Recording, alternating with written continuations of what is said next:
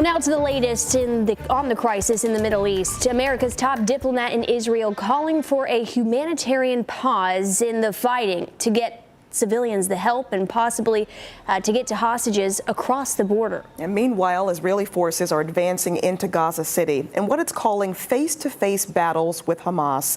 ABC's Ines de la Cuetara has the latest from Jerusalem.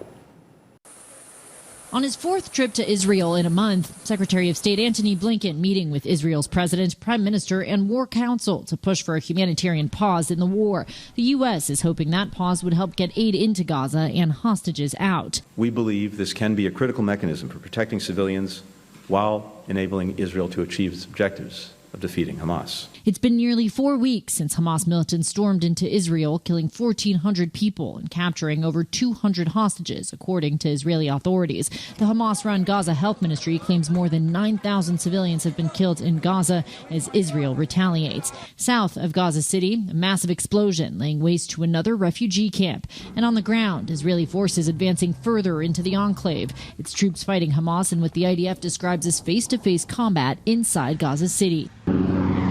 And ABC News learning the U.S. is also flying unarmed Reaper drones over Gaza to assist Israel with locating the hostages Hamas is holding captive.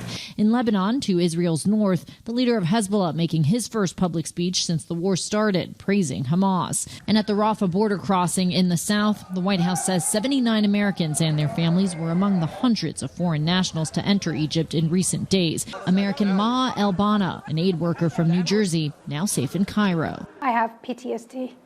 I've been through a lot. If I hear like a loud noise, I jump. I had a panic attack.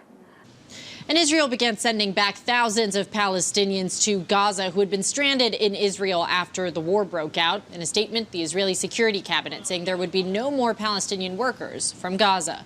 Ines de la Cuetara, ABC News, Jerusalem.